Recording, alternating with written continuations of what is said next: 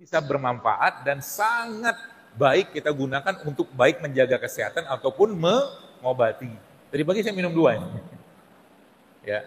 Apa fungsi ini? Wih, Masya Allah. Dari mulai buat darah tinggi, buat kencing manis, buat cegah stroke, bikin darah lancar, bikin darah encer, dan seterusnya. Dia anti radang juga. Ini doang. Dipakai buat kencing manis. Ginjal kita dibenerin. Kalau bicara tensi atau tekanan darah, insya Allah cepat banget pakai ini sebenarnya. Saya ketemu orang-orang yang ternyata ya Allah, ternyata segitu mudahnya sehat gitu loh.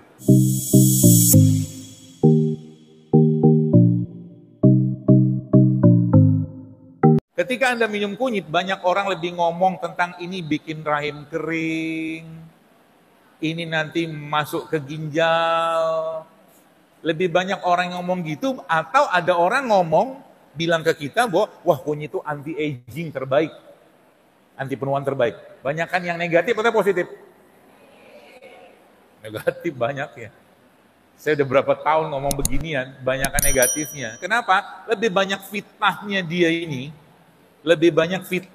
ini, daripada orang minum paracetamol. Betul?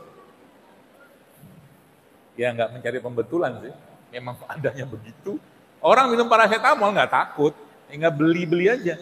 Kali beli ya 10 strip atau 1 strip 10 apa segala macam, nggak apa-apa. Saya juga bukan anti obat kimia, tapi apa-apa yang Tuhan ciptakan seringnya kita suuzonin, itu masalahnya kita.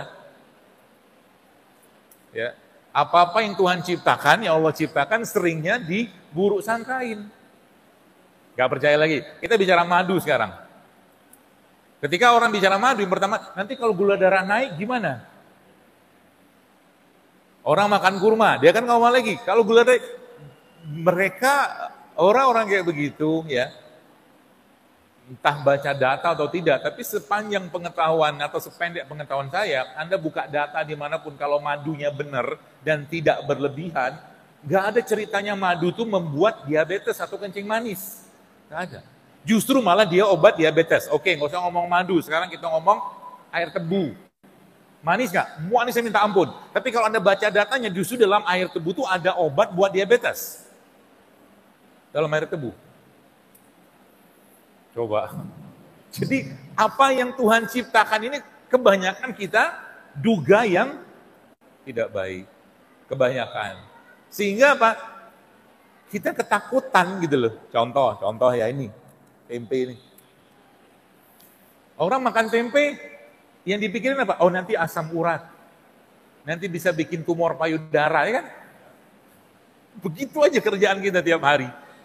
Ya, padahal kalau Anda baca datanya, subhanallah, tempe ini salah satu superfood terbaik yang Allah, atau ya tempenya atau kedelainya Allah ciptakan, tapi tempe kan buatan manusia. Ini boleh dibilang salah satu sumber makanan terbaik ini, tempe ini. Kenapa saya katakan terbaik? Bahkan kalau kita bicara daging, di daging itu ada vitamin namanya seingat saya B17 kalau nggak salah. Nah itu daging atau vitamin B17 itu hanya ada pada daging. Tapi karena proses fermentasi pada tempe, B17 yang ada di daging itu muncul di sini. Jadi orang makan tempe ini kayak makan daging. Tapi nggak daging dia pastinya kan. Ya, itu. Jadi subhanallah ya, kadang-kadang saya ya melihat kayak begini tuh ya Masya Allah ya. Allah tuh maha baik. Ya, maha baik. Ini contoh nih, ini saya dikasih bawang putih. Ya, bawang tunggal ini ya. Tadi pagi saya minum 2 ini.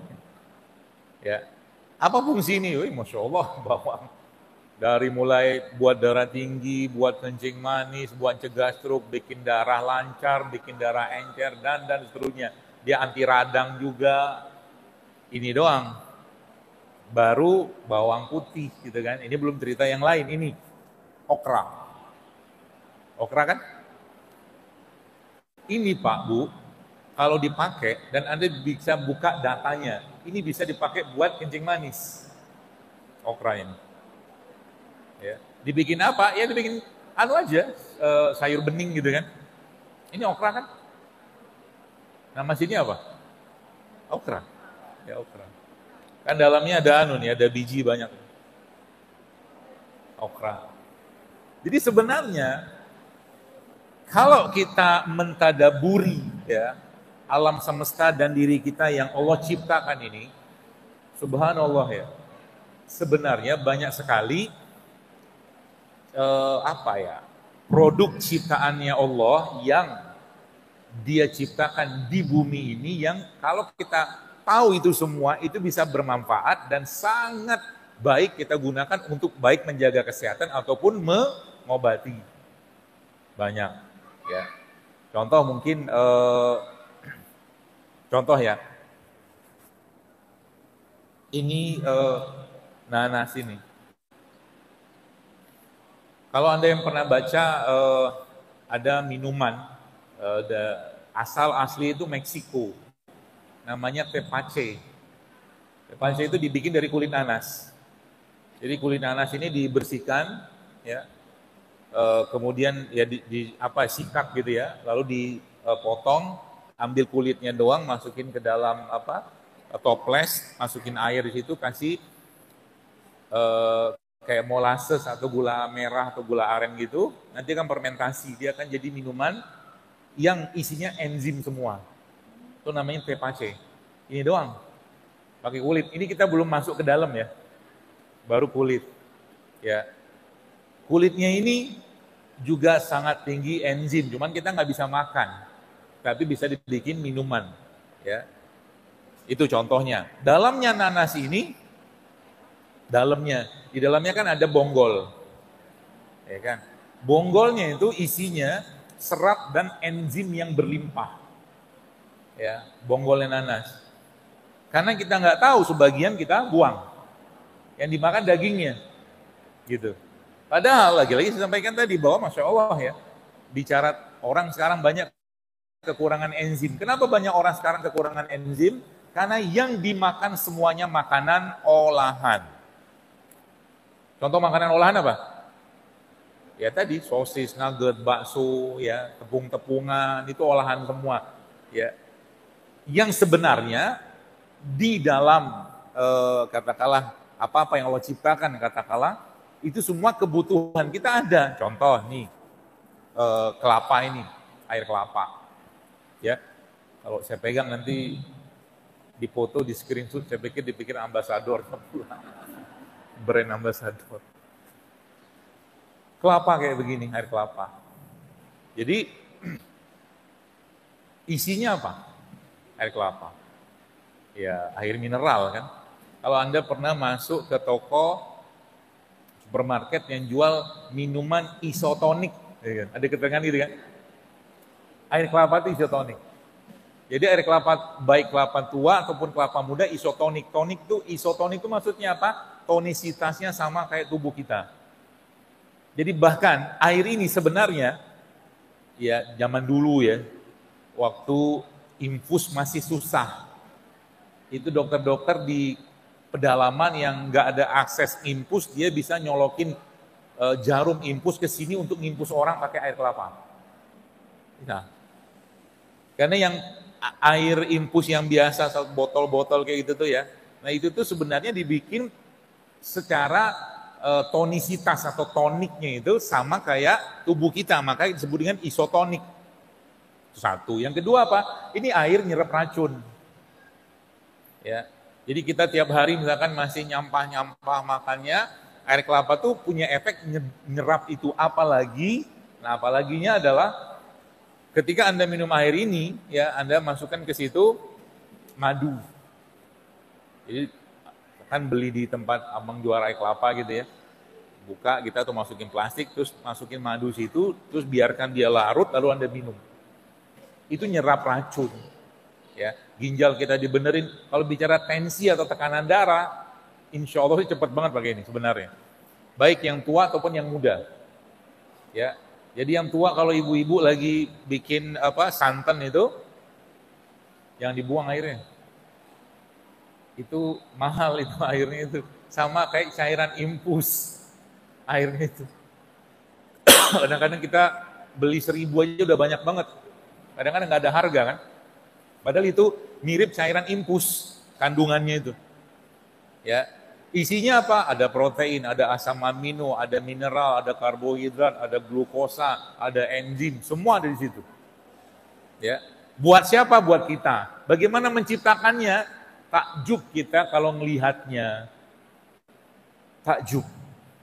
Jadi kan kita lihat alam semesta nih Bapak sekalian, itu sebenarnya kita pasti akan mengatakan Rabbana ma khalaqta hadza batila.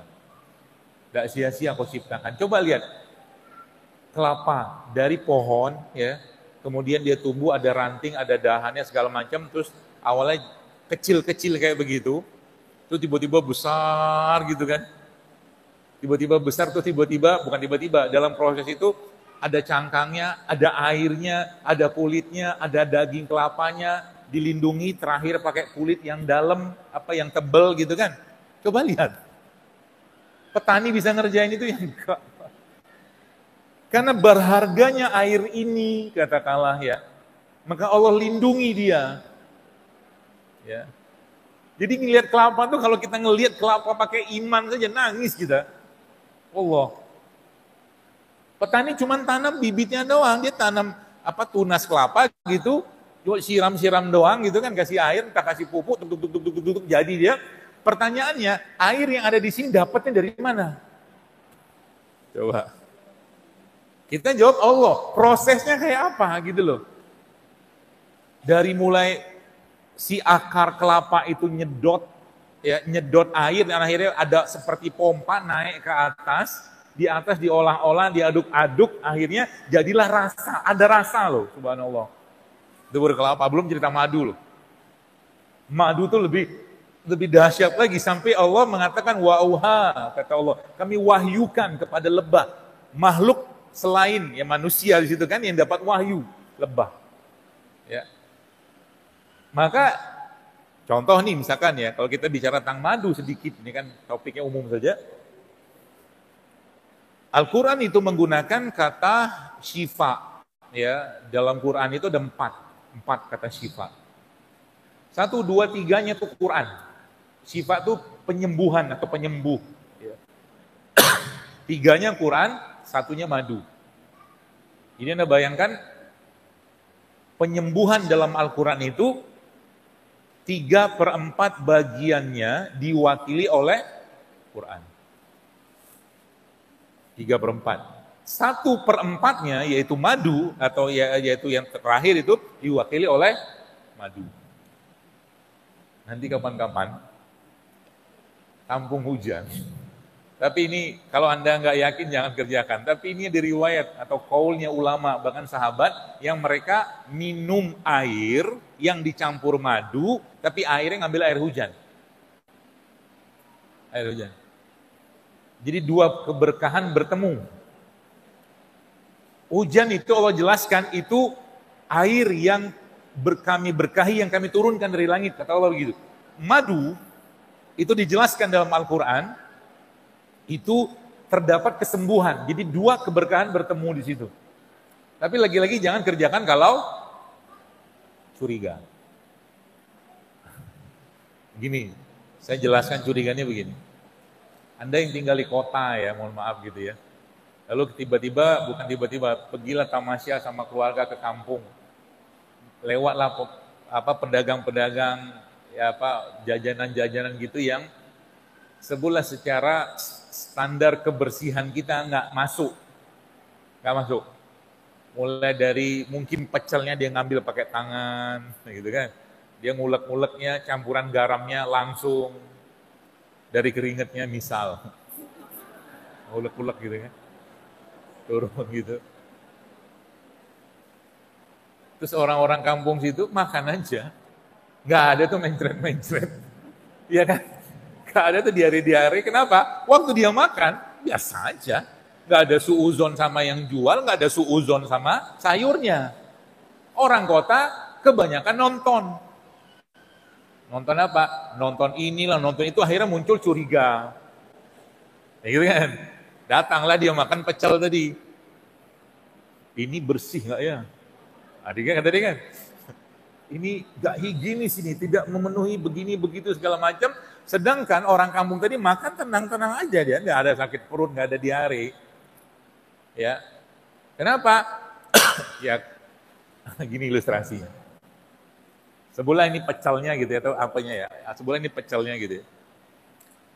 Waktu orang kampung itu makan, atau orang di kampung itu makan, yang udah biasa makan, pecel kayak begitu, makan. Ya makan dengan bahagia aja. Ya, yang katakanlah satu porsi pecel tuh, ya katakanlah mungkin sekitar ya 100-200 gram lah katakanlah ya. Ya makan.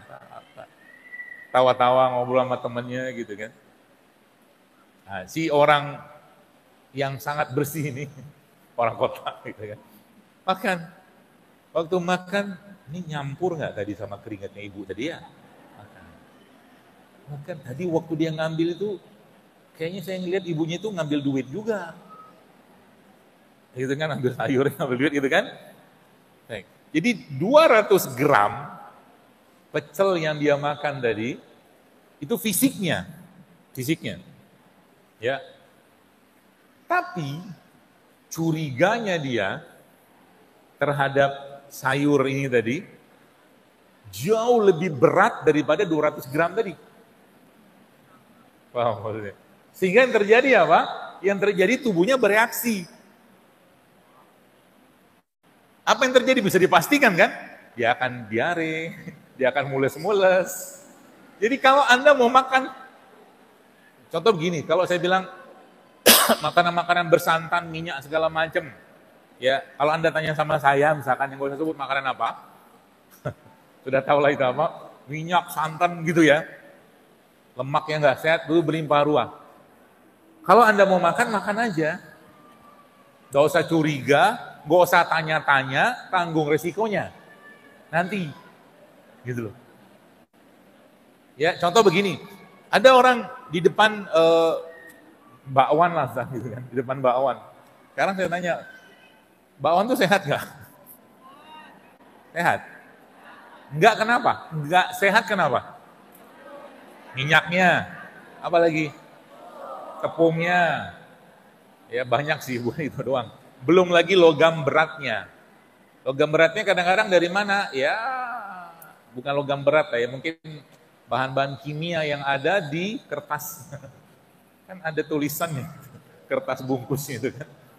Jadi lagi panas-panas gitu, kena kertasnya, nyangkutlah tinta-tintanya itu. Gitu. Jadi banyak ceritanya. Ya. Jadi Anda mau makan gorengan ya makan aja. Nggak ada juga bisa melarang, saya juga nggak mau melarang, nggak bisa ngelarang juga, tapi tanggung sendiri akibatnya. Apalagi sudah tahu bahwa itu tidak sehat. Gitu. Makanya saya kadang-kadang majelis seperti ini sebenarnya sering saya tanya, Anda mau sehat? Mau. Yakin. Mau saya tunjukin caranya? Mau, oke. Tapi kerjain ya. Mau? Beneran. Gampang kok, beneran gampang, subhanallah. Saya tuh ketemu orang-orang yang ternyata ya Allah, ternyata segitu mudahnya sehat gitu loh. Contoh, Anda mau sehat mulai sekarang ya, mulai kurangi katakanlah minyak goreng. Kan minyak sawit tuh, ganti dengan minyak kelapa. Ya, atau kalau enggak Anda goreng atau tumis pakai butter, pakai ghee atau minyak hewan. Itu misalkan.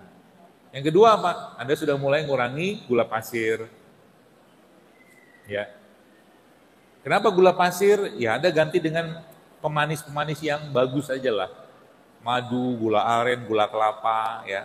Dan mulai biasakan untuk tidak mengkonsumsi minuman-minuman yang tinggi gula pasirnya. Gitu. Mudah kan? Mudah. Yang ketiga apa? Banyak sih. Kurangi nasi putih. Terus kami makan apa kalau nggak makan nasi? Oh banyak. Ubi bisa, jagung bisa, kayak gitu. Cuman kita sudah mikirin itu kalau nggak makan nasi nggak makan. Padahal yang kita butuhkan nasinya apa karbonya? Karbonya. Nah, gitu kan? Lagi-lagi nafsu berkata dan berbicara. Itu aja Anda kerjakan tiga itu ya. Iya itu. Nasi, tepung sama gula. Turun berat badan. Turun, beneran turun. Beneran. Coba aja. Coba bayangin ya. Pagi-pagi misalnya ya, jadi kita menganalisa judulnya. Pagi-pagi sudah makan nasi, nasi itulah. Tadi kalau sebutin orang Betawi marah mula. Wah ini bukan, jadi nasi ya nasi gurih. Nasi gurih udah tahu isinya apa kan. Nasi lagi, kira-kira dimakan 1 sendok, 2 sendok, 3 sendok, 1 piring. Piring kan. Tambah kerupuk. Tambah apa lagi? Bakwan. Minumnya apa?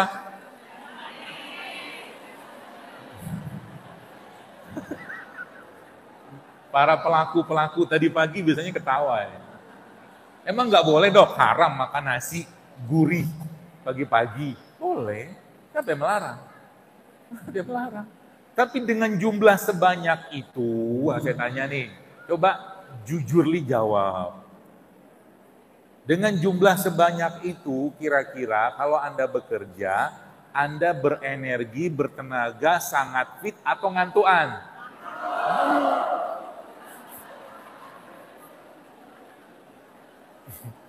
Pertanyaan berikutnya, kok bisa ngantuk?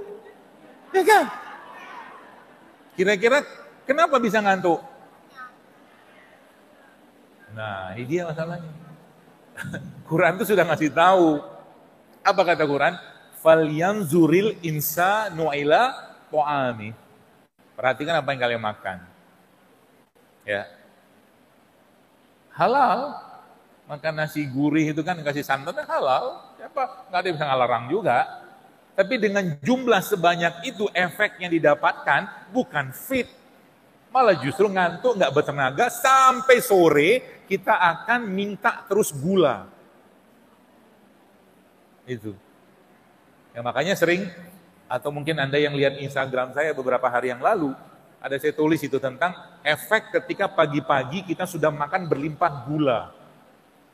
Ya, berarti supaya nih, atau mungkin yang terjadi setelah orang pagi-pagi itu makan produk yang tinggi gula itu, ini belum roti loh, belum roti. Roti itu lebih berat lagi, roti putih ya. Ya.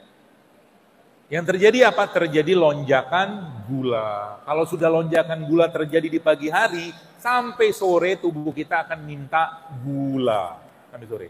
Artinya apa? Kita akan minta terus tuh. Entah minta gulanya, minta nasinya, minta tepungnya. Diubah sedikit saja, kan pertanyaan berikutnya. Terus caranya gimana supaya kalau pagi tetap fit, makannya benar sampai sore, bahkan siang pun nggak perlu makan. Pagi itu kalau Anda pengen makan, kalau saran saya, ya, saya pribadi penganut, ya, yang sebenarnya sarapan itu nggak penting-penting banget kalau saya. Ya, penganut. Tapi ada juga yang mengatakan sarapan wajib, gitu kan? Ya terserah mau pakai yang mana, asal jangan berantem aja. Karena kan dikit-dikit nggak sama berantem, gitu loh. Kalau saya lebih memilih pagi-pagi nggak sarapan. Kalau saya, kalau tetap mau sarapan, ini kuncinya. Kalau tetap mau sarapan, maka Anda makan protein aja pagi-pagi. Contoh protein apa? Tahu, telur, tempe, daging ikan, daging ayam pagi. Tambahkan sedikit sama serat yang berasal dari sayur. Ya, karbonya nggak usah banyak-banyak. Itu akan sampai sore, bahkan Anda nggak perlu makan. Kenyang dia lama. Karena protein itu masuk ke badan kita, dia membuat tubuh kita itu kenyangnya lama. Beda sama karbohidrat. Kalau karbohidrat masuk, dia bikin lapar cepat. Laparnya itu dibikin cepat sama dia. Makanya orang yang habis makan yang manis-manis, cepet banget minta manis lagi. Itu kuncinya. Jadi kalau pagi misalkan saya lagi pengen makan gitu ya, kayak tadi pagi saya makan ikan. Saya makan ikan gabus, ya, ikan doang, gitu, ya. Atau kadang-kadang kalau saya pagi pengen makan, saya makan telur, ya. Telur apa ya sedapatnya lah. Ada telur kampung silakan dan seterusnya. Kayak begitu.